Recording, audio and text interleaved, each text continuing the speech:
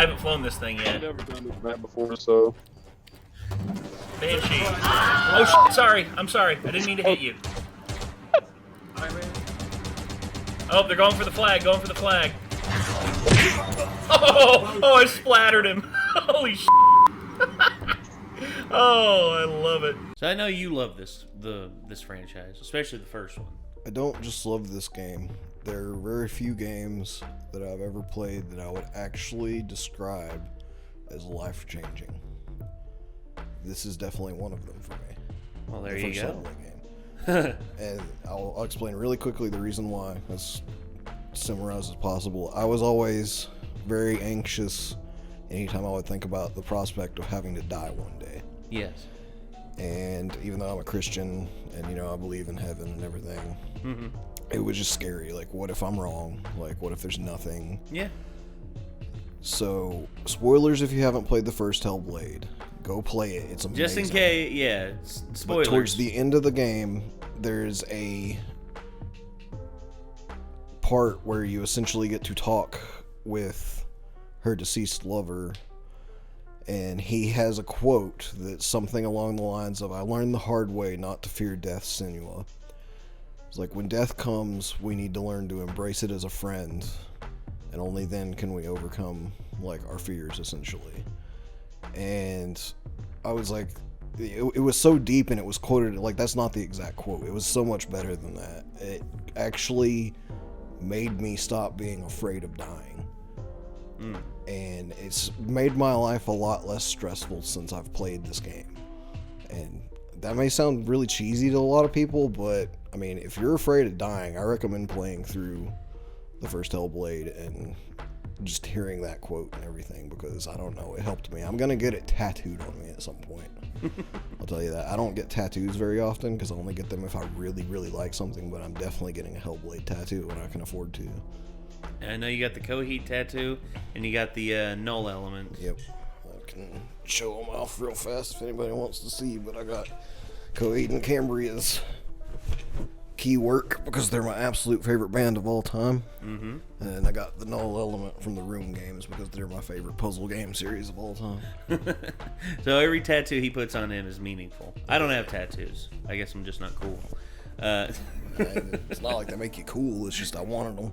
Well, it's just some people are just like, oh my god, I love tattoos so much, they're so cool. I know Jaden said she loves tattoos. She's like, oh, that person's tattoos, you know, they're like visual works of art. They're truly amazing. I wonder what Jaden would say if, like, Jaden saw your tattoos. Well, my keywork's not as much a work of art because it's kind of a copy-paste. Mm-hmm. But the room element symbol, actually, Jacob is putting, like, it's not done yet, and he's going to finish it at some point, but Jacob is doing this one for me. And he's putting some artistic, like, liberties into how it's going to look, mm-hmm.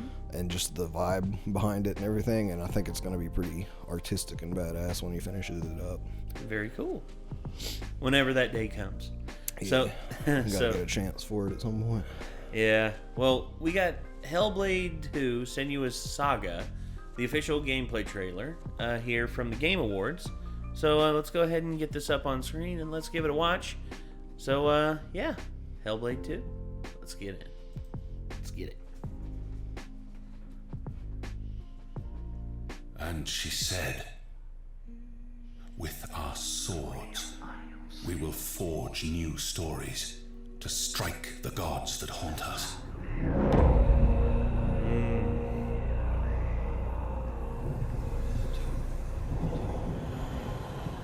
You might see me as weak, but I will show you what lies behind my eyes.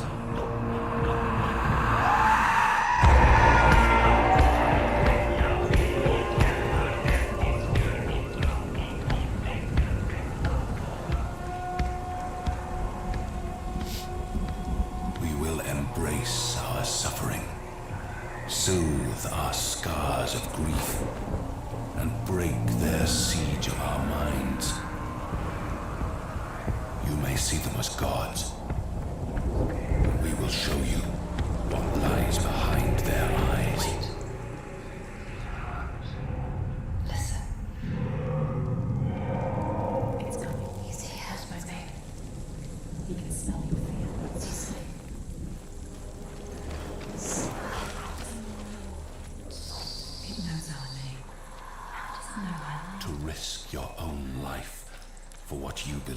is your sacrifice to make.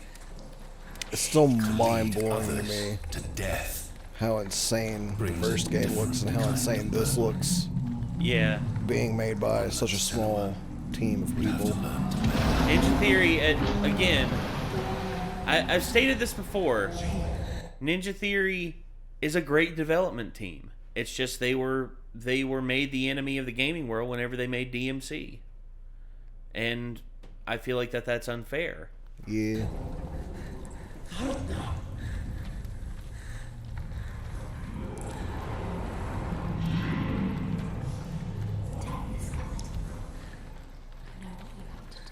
Look at that, dude.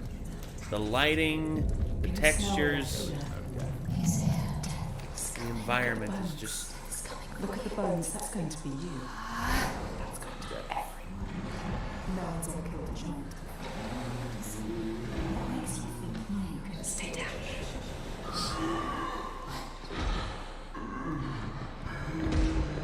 The voices in her head are always creepy too.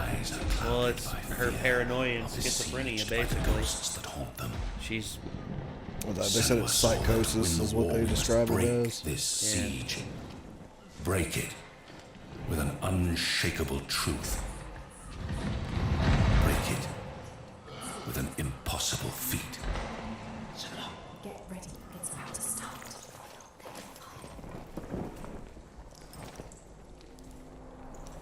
Get ready. You can do this. First, the underbelly like this. No! Yes!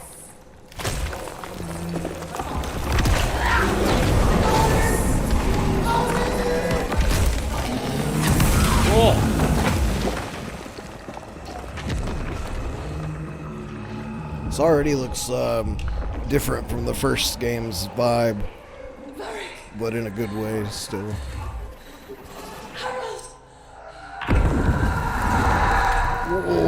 Oh, homie. Get in the water, get in the water. Roll, roll, roll.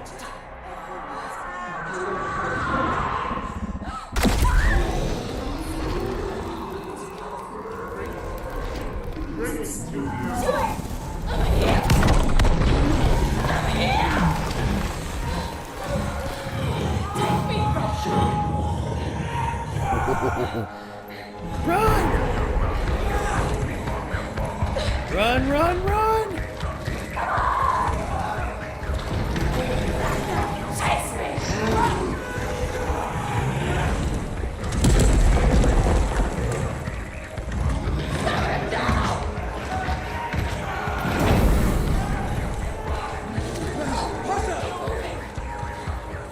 If I were them, I'd have something up on the cliffs up above. There you go. Here's one.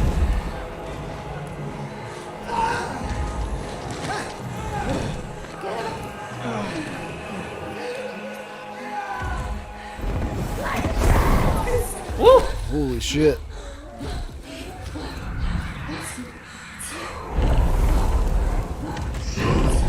It's me who wants to kill him.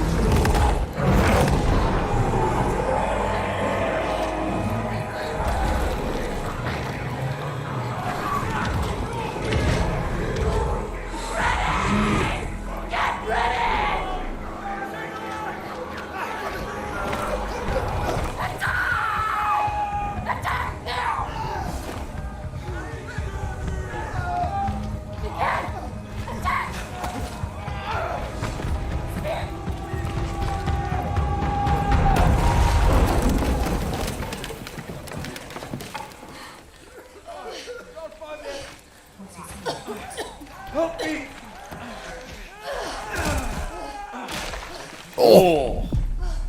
Homie just got nommed on. It's like Attack on Titan.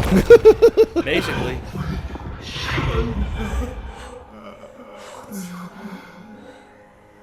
I know you. He needs you.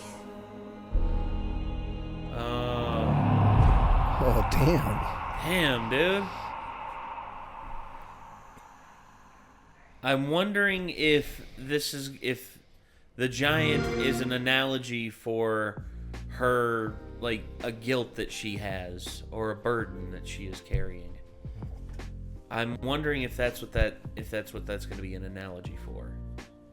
But that was beautiful. That was like very well, like a very perfect timing. It's crazy that was gameplay too. Like that looks so good. Like just like the good. first game. It's like you're playing a pre-rendered cutscene. Like it's such meticulous attention to detail and just mind-blowing graphics. Really, like Yeah.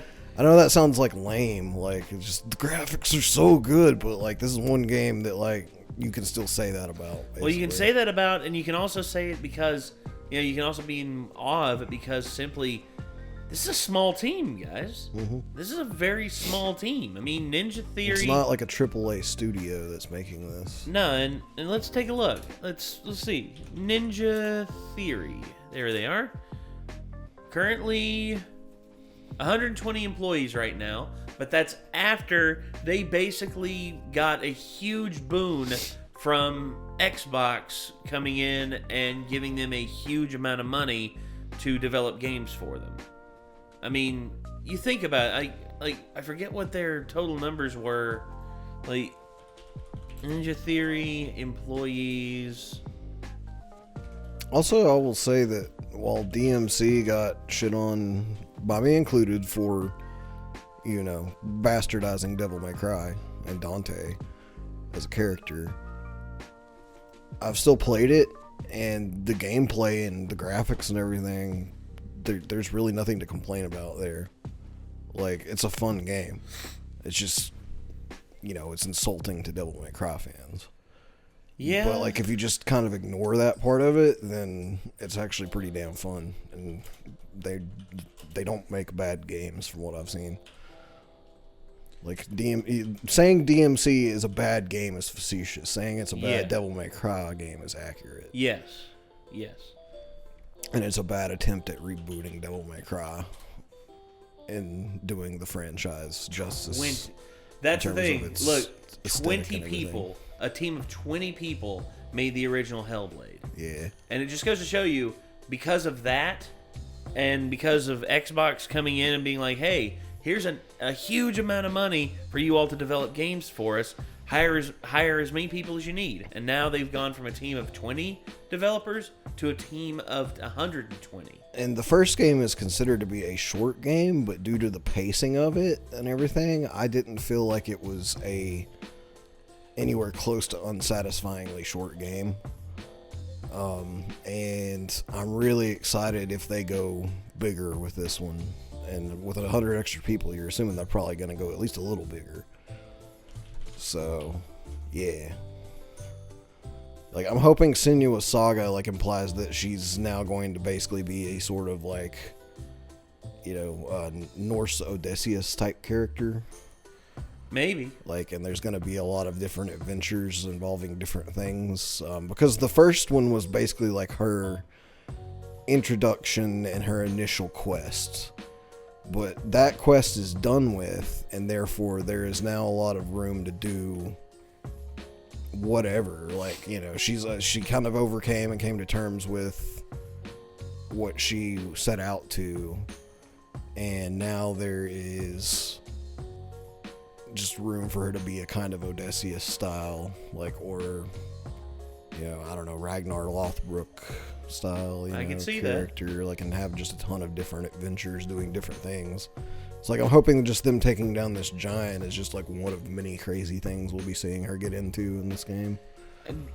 If anything, I'd say this is probably the first act. Her and the also people the first game doesn't have NPCs like this. So we already see that she is interacting with other people. Yes. The only NPC in what I would consider an NPC in the first game is a dude that's just a voice, a disembodied voice essentially. And if you count, the voices in her head as their own NPCs, but I don't really count that. But now we have actual physical people that aren't monsters trying to kill her that we're seeing in the game too, so that's going to be a different vibe. And open up for the plot to go in different ways as well as she interacts with other people.